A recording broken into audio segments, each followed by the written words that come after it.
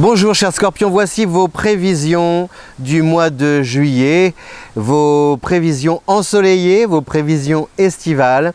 Pour un scorpion qui avance vite d'un côté, grâce à Mars, à l'influence de Mars en Cancer jusqu'au 20 juillet environ. Donc oui, effectivement, vous avancez vite, surtout dans votre esprit, parce que Mars en Cancer, si vous voulez, c'est...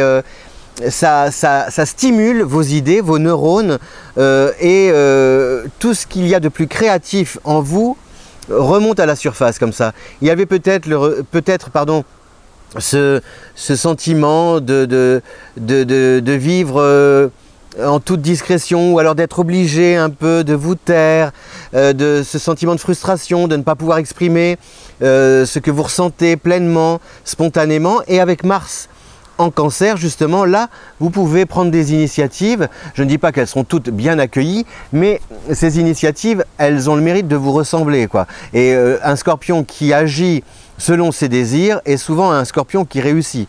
Parce que sous la contrainte, en général, vous freinez des cas de fer et vous n'aimez pas du tout que l'on vous impose, que l'on vous dicte quelle conduite tenir.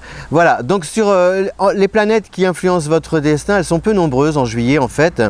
Il y a, comment dirais-je, il y a une planète qui s'appelle Neptune et Pluton.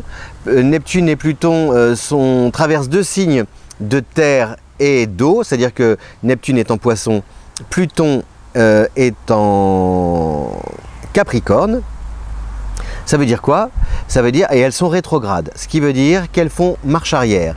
Donc une planète qui est dite rétrograde, en fait, elle vous amène à vous poser des questions quant à la manière dont vous envisagez l'avenir en fonction des expériences que vous tirez, de l'enseignement que vous tirez du passé. Voilà, donc peut-être, comme on arrive là dans le deuxième semestre, 6 mois se sont écoulés, donc là vous arrivez peut-être à une période charnière de votre vie, au mois de juillet, avec justement un premier bilan de ces 6 premiers mois passés, et peut-être réfléchir à vos désirs et savoir maintenant quel cap donner à votre carrière, par exemple, à vos amours, à votre vie familiale et la manière aussi peut-être de conduire vos finances.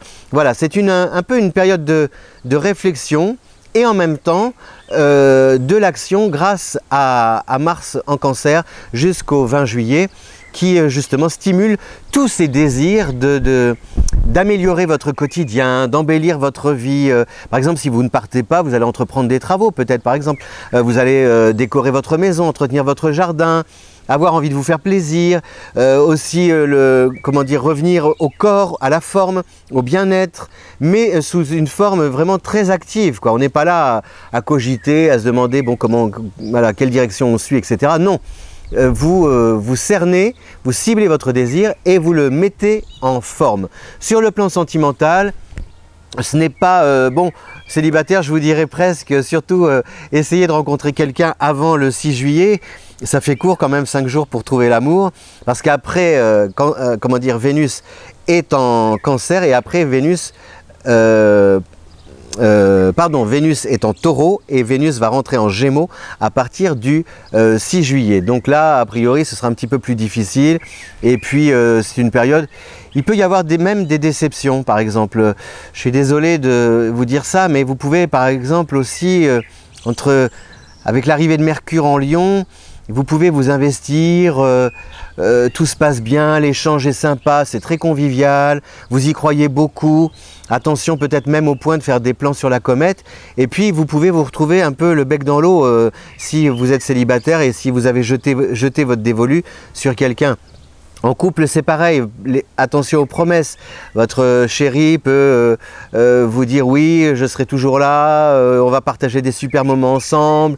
Et puis son téléphone sonne, son emploi du temps de nouveau est accaparé par des obligations professionnelles. Enfin, ou alors sa famille aussi peut vous froisser ou perturber vos échanges.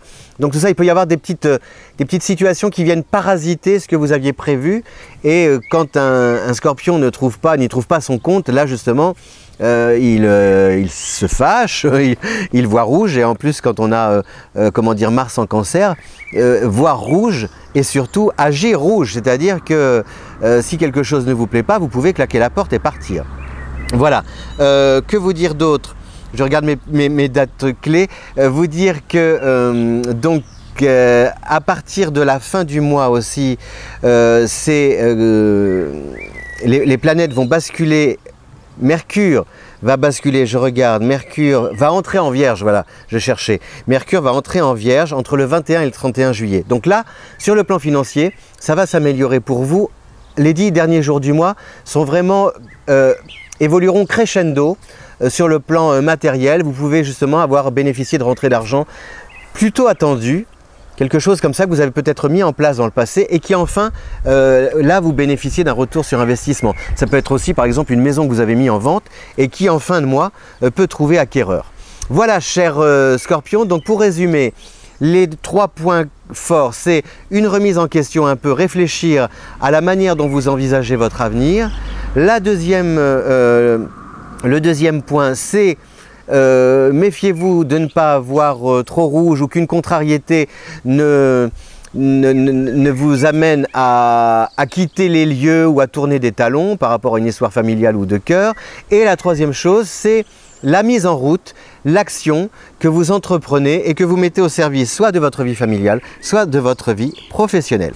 Voilà, je vous remercie d'être venu nous rejoindre, nous voir, nous rendre visite sur Fabiola Voyance. Merci de vous abonner, merci de liker, vous pouvez encore le faire si ce n'est déjà fait. Je vous dis à bientôt pour un prochain rendez-vous et un prochain horoscope. Bel été, beau mois de juillet.